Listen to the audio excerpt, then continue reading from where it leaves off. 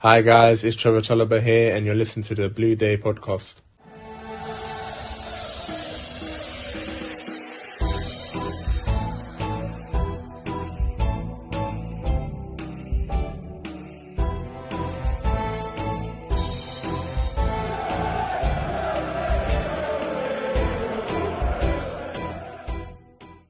Welcome back, my friends, to the show that never ends. Yes, folks, this is the Blue Day podcast, and for Chelsea fans everywhere, every day is a blue day. I am your host, Keith Lawrence, and welcome back, my friends, with the last show of 2023. And we hope you've had a lovely Christmas, and apologies to those that have got Chelsea shirts with Sterling and Jackson on the back for Christmas. My regular co-host today, Milan, is unavailable today, but we have got somebody, the perfect substitute, that will bang in the goals for us today rather than a certain Jackson. He is a fellow member of Chelsea Fan TV and an all-round good guy, Charlie Patrick. Charlie, welcome to the show. How are you today? No, mate, thanks for having me. Yeah, not too bad, thanks, mate. Obviously, rounded out the year at Stamford Bridge with a win, which is always a good thing. Haven't been able to say that too much in 2023. But yeah, look, let's try and get one more win to finish this year and then hope that we can put a, quite frankly, disastrous year behind us and move forward in 24. It's been a terrible year. It's for Chelsea standards, it's been a terrible year. When you look at, yes, we've got a new ownership. There's a new structure in place. Has it worked so far? Some people will say it's a work in progress or trust the process. Other people will say it's not worked at all. But we'll go through certain aspects of this year in general. So at the start of the year, the January window was open. We was linked with 30, 40 players a day, both on social media and through other means of media. And we was able to bring in the likes of Felix, Badiashile, Mudryk as well, that a lot of people were banging their buck on. When you terms of Chelsea's transfer policy, with you as well, sort of looking out from in, has this policy of bringing in young players that some people have never heard of before, other people might have heard of from Football Manager, do you think this has worked so far? So far, you'd have to say no, but I don't think we can get a real accurate representation on it. Probably for at least another 12 to 18 months. So I know that might seem like a little bit of a cop-out answer, because a lot of these guys are so young, so inexperienced.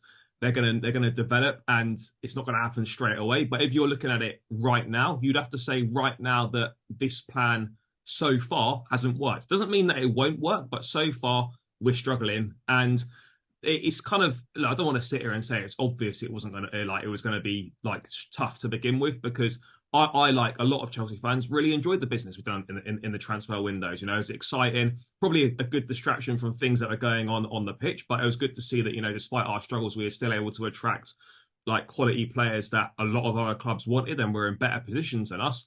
But ultimately, right now, you can see that with Lawrence Stewart, with Paul Winstanley, the guys tasked with putting the squad together, it's clear for me that these guys have massively misunderstood what you need in a squad to compete in the Premier League, because there's a reason for me why there's never been a squad put together like this in the league.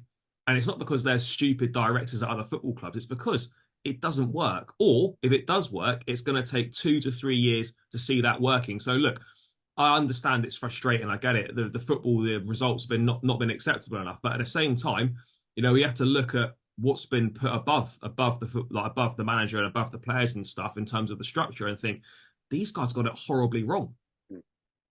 Who's impressed you so far of the players that we've brought in 2023? And you look back on the January window and we brought in a lot of players, even João Felix as well, we brought on loan. Even in the summer when we brought in 12 to 13 players, a lot of them really young. They've not played in a top league like the Premier League before. Who's impressed you, and which players would you like to demand more of? Mate, I've been really impressed with Malo Gusto. I know we signed him in January and he only joined this summer, but I said it at the time. He is going to be one of, if not the most important signings in this Bowley era. In terms of, we know Reece James, fantastic player, on his day the best in the world, but unfortunately he's had a lot of injury problems. Hopefully the surgery, he can put those behind him. But Gusto coming in, that was so key for us. I think he's been brilliant. He's still a young kid. He was fantastic against Crystal Palace the other night. He's done really well, and that is a key sign. I'm not saying we don't miss Reece James, but because we absolutely do. But with Gusto playing and playing on top form, it makes that miss of Reece James much less than if it had been, an aging Aspilicueta like last season, or Loftus-Cheek filling in at right back, or whatever it might have been. I've been really impressed with him. In terms of the others, that I like Enzo Fernandez. I think he divides opinion. Look, this is a guy that if he'd cost 50, 60 million, no one's really saying too much about him. But because of the cost of the player, that invites scrutiny and kind of more criticism. I think he's done well. I thought it was brilliant last season when he came into the team in a difficult environment. This season he's been good at times, but then also he has flattered to deceive on other occasions. I think it's clear that for me, Poch probably slightly misprofiling him. The system might not be getting the best out of him, but I think there's a very good player in there. Obviously we've subsequently found out he's got a bit of a hernia issue, which for me, maybe he's been playing through that for a while. Hasn't really looked himself, but I like him as a player.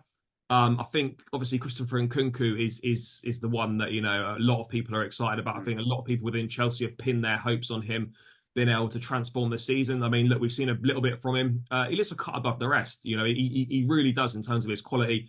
He's got that experience. I know he's still reasonably young at 25, 26 or whatever, but you can just tell when he gets on the ball, the way he picks up the pockets, his quality of passing, the way that he reads the game, the way that he makes the right decisions in the final third. I'm excited by him. I guess another one, I'm a massive fan of Mudryk. I think this season, I think he's developed a lot this season already. People forget this guy's not. A lot of these players haven't even been here a year. The only ones that have been here more than 12 months are what? Chilwell, James, Sterling, and Thiago Silva. The rest of them, I mean, obviously I'm Reece James as well, but the rest of the guys in the squad, these guys haven't even been here for a year. And for me, I think Mudryk, this season particularly, he's added a few goals to his game. He's getting a few assists. He looks dangerous. He looks like his confidence has improved. He's going to be one of them players that might take a little bit of time to develop, but you can see the improvements that he's made from when he first joined. So I'll probably say those guys are ones that I'm most excited by. But look, we have signed some good players. I know football fans don't like it, but it's going to take time to see the best to see the best of them. When you look at from when Chelsea were, when Todd Bowley took over to now, is it purely down to mismanagement of the club?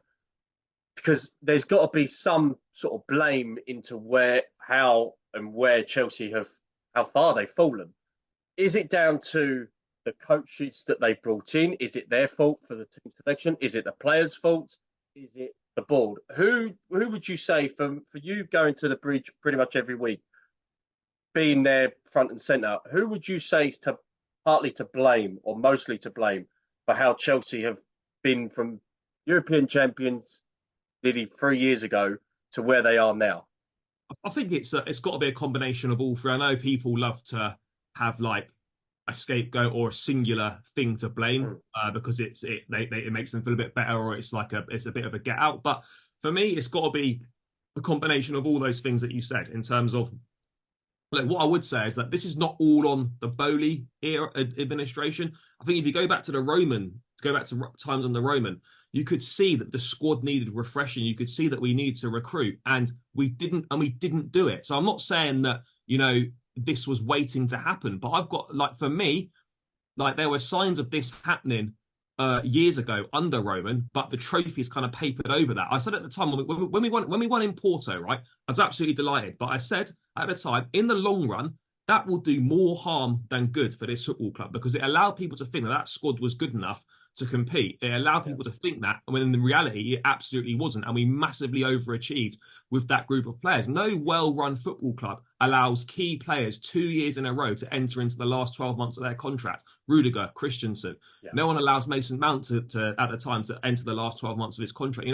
When you win a Champions League, you tie those guys down to new contracts. So I think it goes back to that. It goes back to poor recruitment under Roman. Look, Roman was great for us, but let's not pretend everything was amazing. The recruitment, was dreadful, in terms of not thinking ahead in windows, in terms of not bringing players in. We knew the midfield needed refreshing for years and years and years, and yet we just never did it. We never did it. So I look back to that recruitment poor under Roman towards the end, and then I look to Bowley. I'm not saying the recruitment's been awful, because there's some good players there, but the problem is we've not, you look at teams and they have an experienced core and spine, and then you kind of flesh in 2 to 3 youngsters in and around that, whereas we've gone for the complete opposite approach. I like what Bowley and co have done in terms of their approach. It's ambitious. You know, I think they do care about the football club. People say they're just in it for the money. The quickest way to make money is by winning. So I don't buy into this aspect that they don't want to win. I just think they've made too many changes way too quickly. Everything from top to bottom of the football club, from people in the boardroom, from playing staff, from coaches, etc. That's all changed in what, 2 years or just under 2 years? The whole lot's changed. Now, I get it. You want to change the squad. You want to change the people. You want to bring your own people in. That's fine. I just think there's been too many changes too quickly. So that for me is that they're partly responsible. They're obviously responsible for that. I think the sporting director is obviously responsible for the way that they've put the squad together. It's clear that the manager hasn't had as much input as perhaps reports would allow you to believe in terms of putting a squad together. I think a lot of the summer business was, because he didn't start work till July, a lot of the business is kind of done before that in terms of players being identified and stuff. So I don't think he had an awful lot of say in that. You can see he's not particularly happy with some of the with the makeup of the squad in terms of maybe the quality, but also a lack of experience. I'm not sure how much he rates a lot of these players. So sporting director's got to take a lot of responsibility as well. But then the manager has to take responsibility also. Look, I'm a fan of Pochettino. I think he's a right fit for what we're doing, but he's not immune from criticism either. There's been a number of times this season for me where in-game management's been poor. Tactical stuff has not been great. Selections are not made the most sense. Players, misprofiled players being selected out of position. This is not just a Poch thing. This goes back to Tuchel and others, you know, playing players out of position. It's not necessarily a new thing at Chelsea. So look, for me, mate, it's a combination of all of them. But I think the biggest one is the way the squad's been put together and the wholesale changes at the club that have basically taken place way too quickly. You've been to a lot of away games, and our away form, even some matches at home as well, have been poor. What's been the consensus of Chelsea fans when you guys have travelled? And I've met you outside the gates at Old Trafford. I've seen you at St James's Park as well. You've been to many, many away games. What's the consensus from this season so far about where Chelsea are going? Is there a little bit of concern? Is there more hope amongst the Chelsea supporters? And in your opinion, do you believe that this is just a little bit of a mini crisis, but there's something building towards the future? Bear in mind, we are in the semi-final of the League Cup. I know people will dismiss it because they see it as a secondary competition. When you've got players that have played in, with all due respect, secondary leagues, this is important for them. Bearing in mind, you said about the ages, a lot of them are 20, 21, 22. They haven't won anything before. So what would you say for you? Would you be more concerned where the club's heading, or is there a little bit of hope and a little bit of more thoughtful process to it? It's tough because in the heat of the moment, after games like Old Trafford this season, like Goodison Park, like St James's Park, you know, you come out and you're thinking, you do lose a little bit of faith in the direction you think this project's going in. But then I suppose when you've had a little bit of time to cool off and reflect and kind of look back on it on a bit more of a calm head. Like for me, Chelsea's one of them where at the moment, every time you get a little bit of hope, the very next game you come crashing down to reality with a poor performance. You know, every time you think we've got to win, let's go on a run now. And the next game we lose. And then we do tend to respond the following game, but you can't keep going win, lose, win, lose, win, lose like that. It's tricky. I think people understand in terms of that this is a process and that this is going to take some time for these players to gel, which I think will be widely accepted by a lot of people. But at the same time, when you put in certain performances like we've put in this season, like you can't hide behind a project and a process when you see certain performances that we've done. We can't just be like, oh, it's all right, we lost 4-1 to Newcastle because in 12 to 18 months' time, this team might be really good. You've also got to get results now, or you've at least got to show, even if you lose, you've got to at least show in those performances that there is something to cling on to and you can see what we're looking to do. And that hasn't always been the case. Now, there's a lot of the division within the fan base. There's a lot of people that think Pochettino is not good enough. They've seen enough. And then there's probably more fans like myself that think, yes, he's got to do better. But if you think this is solely a managerial issue, then you are massively misreading the whole situation, because it's the like, I think people like to single out the manager because it's the one thing that they can sort of have any sort of control over. These players aren't going anywhere, and these owners aren't going anywhere for 10 years. So wasting energy on saying, "I'll get the owners out," or get rid of a load of these players that have just come on 7-8 year contracts is a waste of time. So for me, look, yeah, the manager's got to do better. Ultimately, the responsibility does fall on the manager, but I think people need to maybe just think a little bit more about things. And when you challenge anyone who's Pochettino out, they can't give you they can't give you a realistic replacement that would do any better. All they say is, "Oh, it's not my job to find someone." Well, it's not. But if you're going to have that opinion, you've got to be able to at least back it up with a realistic person to come in that you think's actually going to do any better.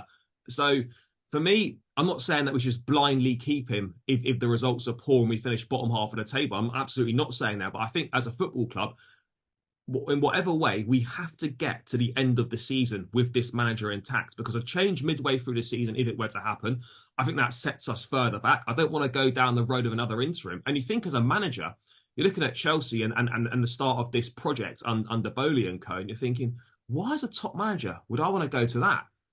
Why? We're trying to move away from the hiring and firing process, which doesn't work in football anymore. We've seen that. We got away with it at the time because the squad was good enough to win, and the Premier League was nowhere near as competitive as it is now. Having money now is not enough. You have to have an identity. You have to have the right culture and all these things. And I think the identity and the culture at Chelsea has massively gone missing. And I mean, we have to find that again. You say that when you terms of the identity and how the fans feel about the club and the connection between the fans and the club. I saw that earlier this year in the Champions League when we beat Dortmund at home. When we needed to beat Dortmund at home, they came in. There was flares and all sorts of unbelievable atmosphere. We win the game. Havertz scores the penalty. We go through. We then play Real Madrid. That type of identity that we had, or the connection we had with us and the team, was there, albeit it was under bad circumstances, because in the league we were shocking under Potter. Potter goes, Lampard comes in as an interim, obviously to try and appease the supporters, because Bowley, as you say, Bowley and co are trying to keep things afloat and not have everything completely and utterly ruined in the short space of time. That doesn't work, because it's not certainly not the same team that Lampard left 18 months before. He brings in Poch, which I think I was half for it, half against it. I was half for it because this is a guy who knows how to mould a young team. He's done it twice. And this is a guy who's got Premier League experience. Where else in the league or in Europe have you got somebody to do that?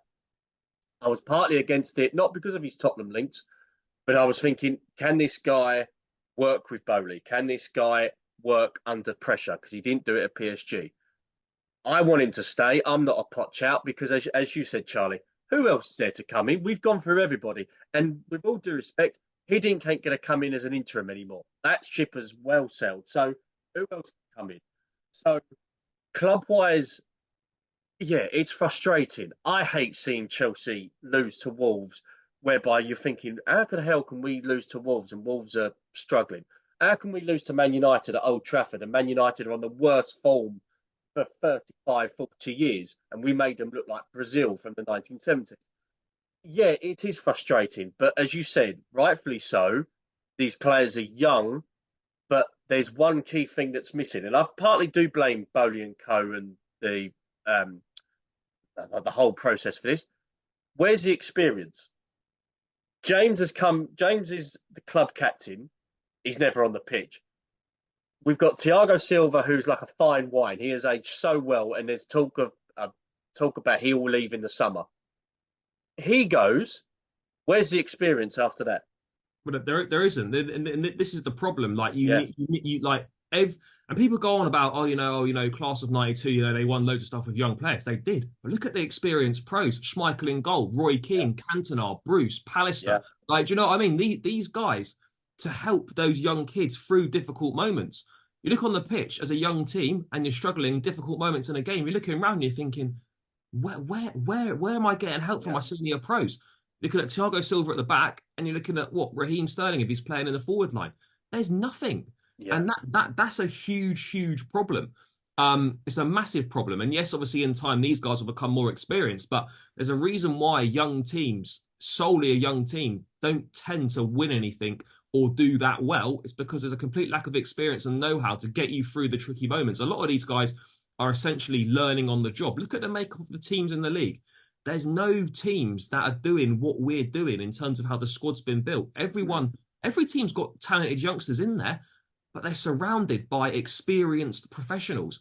And that's why when new signings come into, winning teams and whatnot, if they don't start that well, not much is made of it because they're in a successful team. Whereas if you come in if you're a young guy and you come into a team that's struggling, it gets highlighted and it's unfair on those players. I think it's unfair on some of these youngsters that we've brought in and chucked them straight into the firing line because we've had to, that they're getting heavily criticised. We should never be putting these type of players in that position in the first place. No, because especially if it doesn't work out and you've got players constantly having bad games, not because they're not good enough, but because the confidence isn't there. And you've got fans in the Matthew Harding end giving them stick constantly. That's not helping. I'm not saying fans can't complain because I'm one of them that would complain every single week. But when you've got players, as you said, been thrown in, we concede a goal. The amount of times I've seen us concede a goal and I look at the players, they all look round wanting to see, okay, who's going to cheer us up? Who's going to be somebody to take the ball by the horns? None of them. Yeah. Because they're all thinking, where's the experience gone? Silva can't do it every week. He's nearly 40, for Christ's sake. He can't do it every week. As you say, Sterling, he flatters to deceive. I'm not his biggest fan. I'll never be his biggest fan personally. But other than that, who else have you got? Enzo, he's still a young guy. I know he was part of the team that won the World Cup, but he's still young. Yeah. He hasn't got that experience factor. And people will say, oh, well, we should have got Declan Rice.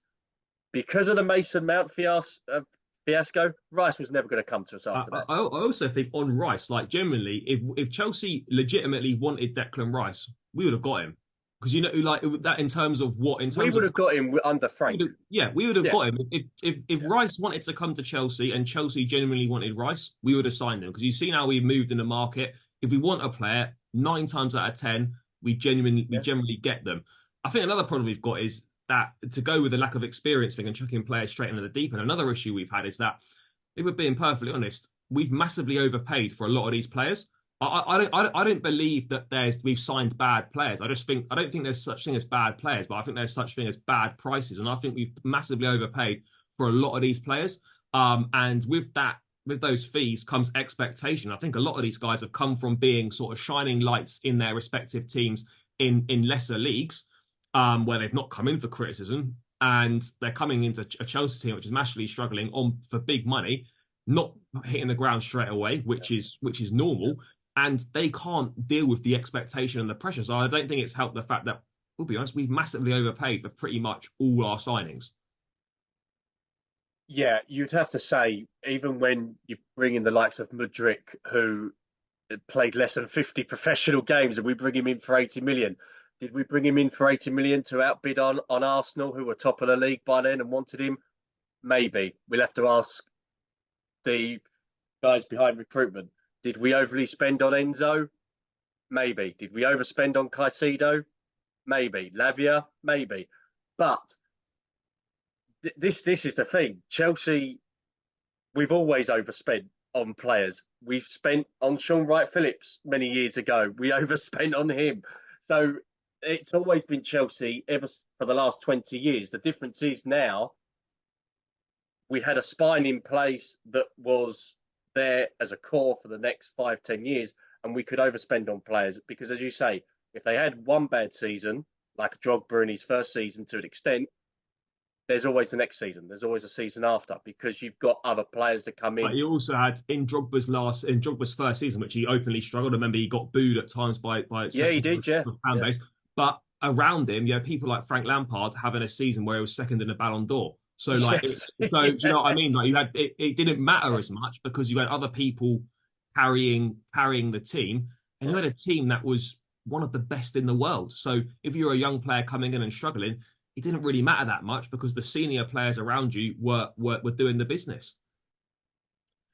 When you look back on earlier this year, there was one game in particular that caught my attention, and I did go to this. It was the Chelsea Newcastle last game of the season. We Oh drew yeah. 1-1. They did the lap of honour, which many people did not see. I was one of them that did, but there was a lot of talk afterwards about Mason Mount leaving, and then Loftus-Cheek having his little round of applause, and then him going because people knew that he was going. Do you think, looking back, based on what we've seen up to the present, that perhaps maybe too many players left Chelsea in the summer, whereby the likes of Kovacic left, Loftus-Cheek, Pulisic, them type of players? Do you think that they even N'Golo Kante? Do you think we maybe should have kept some of them, or do you think that we was right to maybe say, right, we need to start afresh? These players have to go.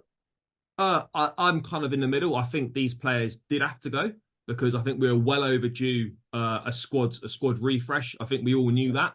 The reason why it's had to all come at once goes back to the point I was making earlier, because we weren't refreshing the squad when we should have been doing that. So we kind of come to a head where we're like, right, we've basically got to refresh the whole squad in like 3 windows. It is essentially what's happened. And now you look at it and you think, right, okay, we probably only need a couple more pieces of the jigsaw. Maybe we need a centre forward and then maybe 1 or 2 others. And then you think the squad is pretty set and will go in kind of a 1 in, 1 out basis in windows going forward. In terms of players that have left, look, I think Kovacic served the club well, but ultimately for the last 12 months, his performances were on the decline, and he's a bench player at Man City. Is that really a bad thing for us that he's gone? I don't think so. At the time, I was massively against Mason Mount leaving, but hindsight's a great thing. And you look back at it now and you think, well, he's done nothing at Man United. He's been injured most of the time, and he's not played any good football for coming up to 2 years now. To get 60 million quid for him, is that really a bad thing? I don't think it is. I more feel, I'm not about the player leaving, I more feel in the circumstances that he left. I feel that Chelsea, I just get a feeling that, particularly with certain players, they're not treated very well. You should be treating players much better, whether they want to stay or whether they want to go. Players should be treated better. We saw it with Mason Mount. There's always 2 sides to every story. You see it with that. I think you might potentially see it with Conor Gallagher going forward as well now. Like, I don't mind if players leave. Players come and go all the time. Better players than Mason Mount and Conor Gallagher will leave Chelsea Football Club. But it's the way that we treat these players that I'm looking at and I'm thinking, doesn't really sit right with me, that. So I think that's something we have to do better at, is the way that we treat players at the club when it comes to renewing contracts and whether they want to stay or whether they want to go. But ultimately, I don't look back with any regret this summer and think, oh, shit, I wish we had X, Y, Z player. Because ultimately, those players over the last 12 months and their time at the club, they hadn't been good enough and they hadn't made an impact. And in terms of, as you say, the likes of Pulisic, who he had maybe 6 months, that was great, and in the lockdown season, and then picked up an injury in the cup final, has not been the same player since. Serie A probably the best league for him.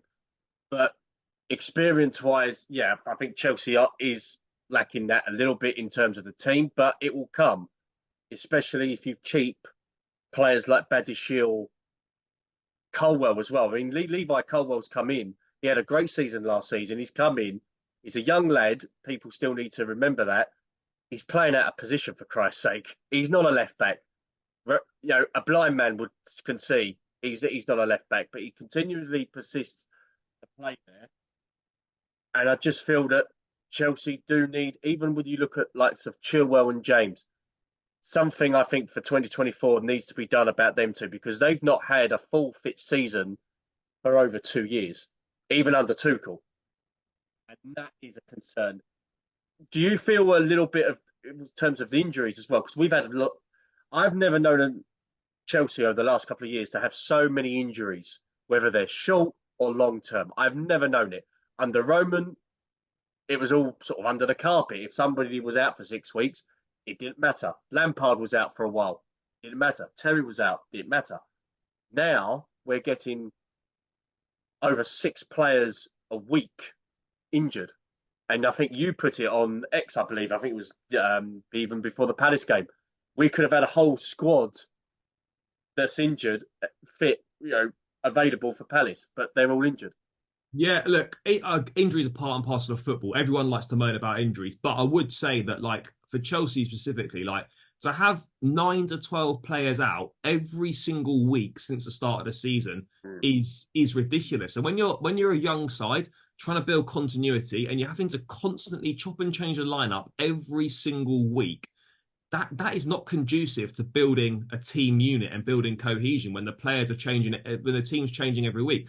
9 to 11 players out. Name me one manager or one club that is dealing with that any better than we are. I just don't think it's possible. I don't care who the manager is. And you could have Pep Guardiola at Chelsea right now. If you're dealing with that level of injuries on a weekly basis and you're trying to get a young team to improve, it's not going to happen when that many players are out. It just simply isn't. And it's not just the players that are out. It's the quality of those players. 4 or 5 of those are in the starting 11. And it also makes the options from the bench better. So you look at our bench in recent weeks, and it's full of academy players pretty much.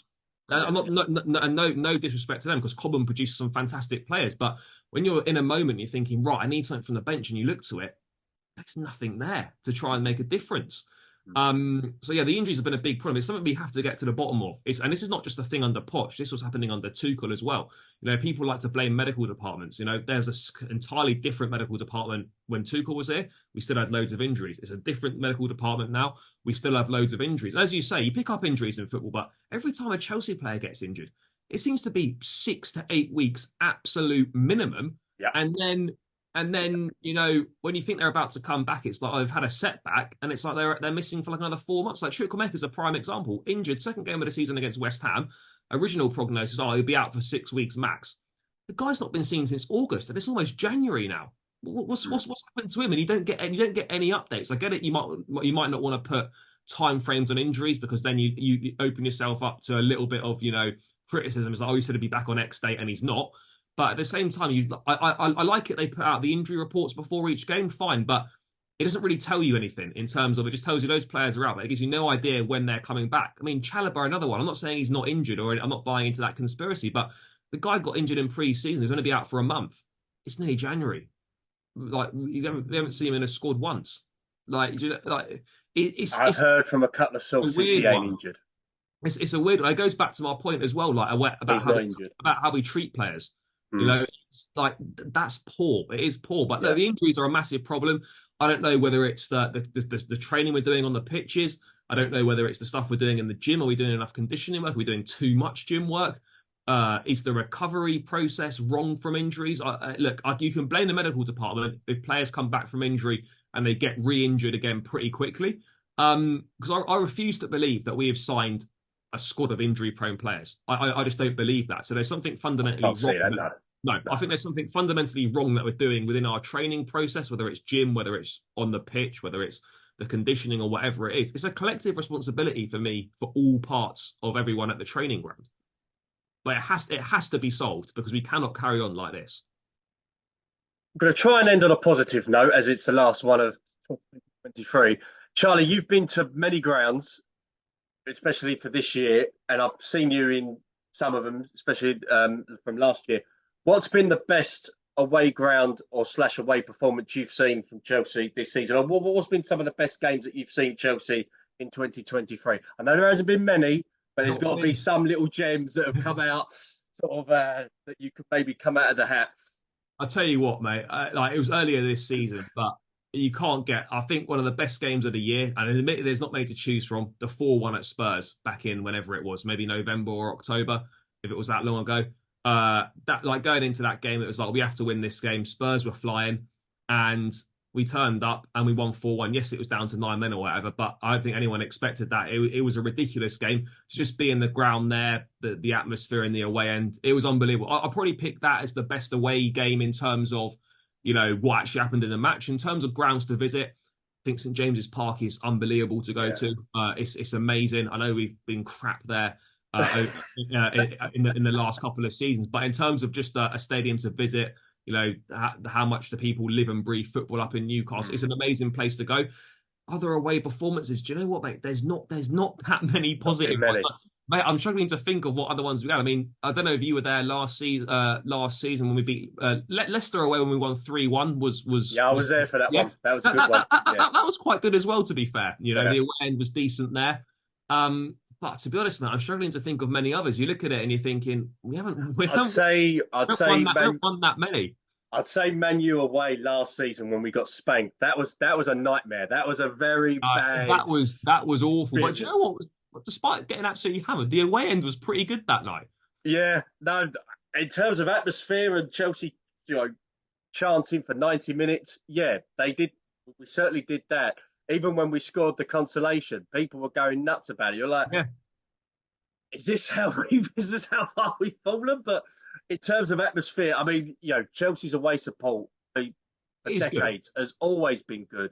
None of it has been any major criticism. You've not had any major fallouts at away games with certain people. It's been mostly at home games when you've had passionate supporters collide with tourists. Yeah. That's been the issue in some of the home games, which is why a lot of the atmosphere at Stamford Bridge isn't great anymore because when you look at the attendance has been down. And many of the home games, the attendance has been under 40,000, which hasn't been like that at Chelsea for a long, long time. So that tells you as well where the club is. But in terms of yourself, Charlie, and being one of the most addicted Chelsea supporters I know, what's your hope for 2024 for Chelsea?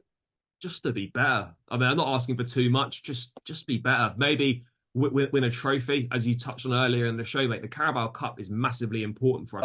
Oh, People like to sort of look down on it and belittle it and whatnot, but ultimately, like more than just a trophy, it's what it would mean for the club at this point in time. You saw when Jose first come in, no one really took the League Cup seriously. He targeted it.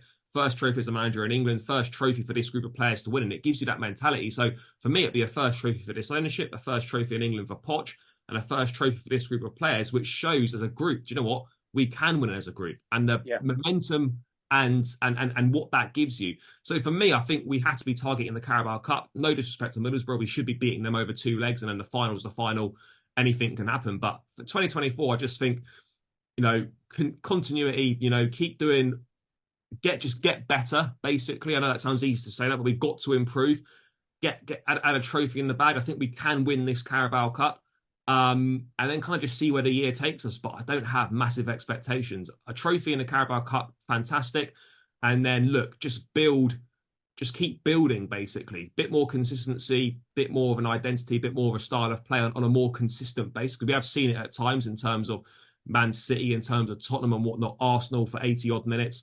We've seen that the identity and what Pochettino football is. We just don't see it on a consistent enough basis. So more of that football on a consistent basis, more positive results, and let's try and get the Carabao Cup in the bag. That's my hopes for 2024. Not asking too much, but it's kind of where we're at right now.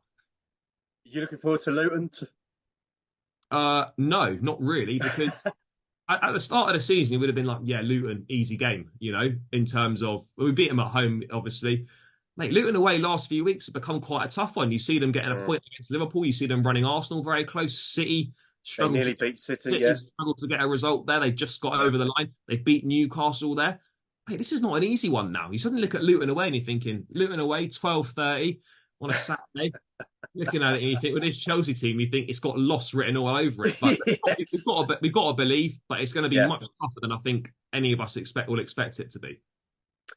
And if anybody listening to this or is going to be watching this on YouTube, if they want to find you, because obviously you go to the games and you do certain reports on X and you've got your own YouTube channel as well, how can they find you? And obviously plug yourself for 30 seconds before we wrap this up. Yeah, literally. So you guys can find me on Chelsea Fan TV, doing stuff after the games, doing shows in the weeks. You can find me over on there. Got my own channel as well called Blue Brother CFC, heading towards 8,000 subscribers. So just doing usual stuff there, match previews, transfer news, all the kind of usual stuff, match vlogs and all that sort of thing. So if you want to head over there and subscribe, that would be greatly appreciated. Those are the 2 main places that you'll find me on. Perfect. Charlie, it's been a pleasure to have you on the show. Hopefully this will not be the first and only time. But in terms of our supporters, thank you very much for being a part of the Blue Day podcast for 2023. 2024, we're going to have some big plans, so be sure to catch us with that.